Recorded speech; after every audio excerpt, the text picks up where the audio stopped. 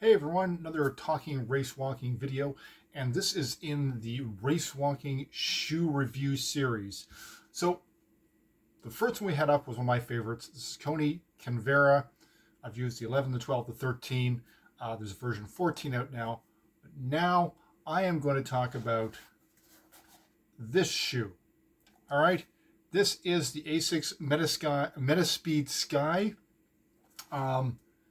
It is a super shoe. So it's Asics reply to, when Nike came out with their super shoe. This is Asics version of a super shoe.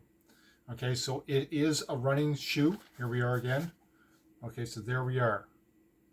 You can find it online. It's Asics Metaspeed Sky, 7 ounces, 199 grams. From heel to toe, we're talking 33 to 28 millimeters, which creates a 5 millimeter drop. So that's the difference from the thickness of the heel down to the toe. So that's how much it drops. So 5 millimeters is actually not too bad. So it's not zero drop, but that's not bad. And once again, this one has a curve, especially so a bit of a rocker or a curve at the front, which is very familiar if you've seen a lot of the sort of super shoes out there. They usually have a big rocker at the front. There's that carbon fiber plate in here. You can't see it, I'd have to cut it open, but it has a carbon fiber plate and very light. So let's go through the shoe. Okay, so the upper itself, very thin, very light, but it's not one of those super shoes that's going to sort of tear away and disintegrate after one race. The heel counter and everything else is pretty minimal. So in most running shoes, you're going to see the heel inside here. There's usually a plastic piece that cups the heel, keeps you stable when you're running. Especially important as well if there's a lot of heel striking. So on this shoe, as you can see, there's almost nothing. So there's no real heel counter in here. There's no extra plastic piece. So that means just if you've a heavier runner or there's a lot of movement at the heel, the heel portion is not going to keep you stable. But this shoe is designed for running fast. Okay, so, and we're talking about midfoot and forefoot runners. Okay, so they're hitting more than midfoot. They might touch on the heel, but they're really hitting forefoot and toeing off, and they're really, kicking off. So they're not making a lot of impact on the heel. So if we go from top, you got the heel counter. You do have some good eyelets here. The lacing is pretty standard. The tongue is pretty thin, so not a big padded soft tongue. The inside is pretty roomy. It's not wide, but I would say due to the really sort of thin upper, it gives the forefoot a roomy feel. It's not narrow like some of the Asics shoes you can get off. The Asics Nimbus was quite narrow. This guy, I would say maybe closer to that kind of maybe Asics Cumulus fit, sort of fairly roomy. And you can't see it here, but you can almost see through the upper. It's actually that sort of vented and thin. And that continues all the way around. So very thin upper, almost see-through, no heel counter. And if you go inside, what they call the sock liner, it doesn't come out. It's glued in. So oftentimes in your running shoes, if you reach your hand in and pull the sock liner out, you can replace it with a different one or an off-the-shelf one to give you a little more life. This sucker is glued in. I'm pretty sure if I took some time, I could probably peel it out.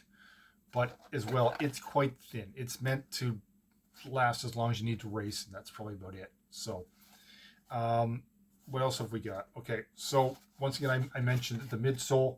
So not a huge chunky midsole.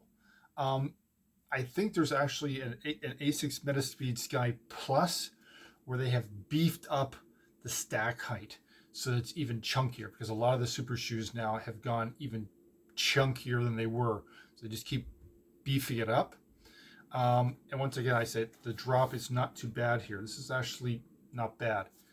And I've brought this shoe out because I see a lot of race walkers wearing it, and specifically the Asics line. more so. You don't see them using Nike. You don't see them using a lot of other ones. I've seen Diadora. I've seen some Mizuno, but not many of the other super shoes. Asics seems to be really working for at least the race walkers who are trying to find those lightweight, fast running shoes to use for race walking. So once again, and the midsole, I can tell you what it is. It's called Flytefoam Blast Turbo. So what? It's just really light, okay? It's a really soft.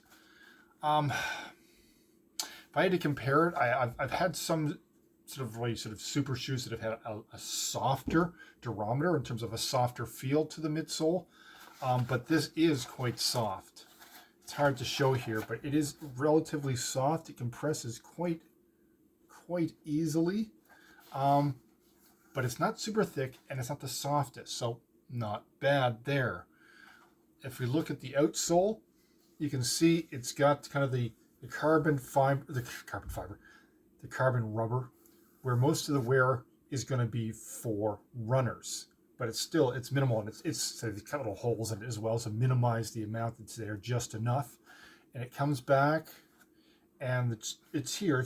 It's not back here where the heel strikers amongst runners would be, and where race walkers could probably use a little bit of, rubber there as well. So there, it's really just midsole that you would be striking with. And there's not a lot of rocker at the back. There's a little bit. So talking about this shoe, have I had it on? Yes. I've race walked and I've run in this shoe. I like it for running. I haven't quite figured out how to use it for race walking. I've talked to a few elites who've used kind of the super shoe about, does it change things? Does it change how you race walk? Does it change how things feel? And it seems to be that if you're switching to a shoe like this, it does change things up a little bit. When you impact at the heel, it's quite soft. That's going to compress. So you're compressing at the heel. You've then got a carbon fiber sort of shank in here that stiffens the shoe. Okay, so it will flex, but it's pretty firm. Okay, so it's not flexing at the forefoot like a lot of running shoes will. This one doesn't. So you're going to compress at the heel. That's very soft. As you come onto it, you've then got a very firm area here. This isn't going to flex at that normal flex point of a shoe. You've then got to come on, and you do have the rocker here, so you're going to rock up onto it. It changes things. I think it's really going to depend on what type of race walker you are, the pace at which you race walk, your technique, who you are. Are you light? Are you a heavier race walker? All these things are going to come into play. I haven't quite figured out if I like this or I could use it for race walking. Right now, it's a no-go for me. I'm still playing around with it because I'd like to see, maybe it's an indication that my technique, as I'm trying to improve it, isn't what it should be. So I'm not sure. So for me, this isn't a race walking shoe for me. Still a running shoe, but I'm sort of still playing around with it. So for you, here's another look at it from the front, the bottom, side, the top. The last thing to say is it's a $250 shoe. So I hope maybe this has helped you out a little bit. It's a very lightweight, neutral shoe. Not a lot of stability, especially at the heel where there's no real heel counter. The midfoot, there's nothing extra there as well. It's a very soft durometer, very soft foam. Not a lot of drop from heel to toe, which is not bad for race walkers, 5 millimeters. And then you've got the carbon fiber plate in there. Talk to people who've tried it out.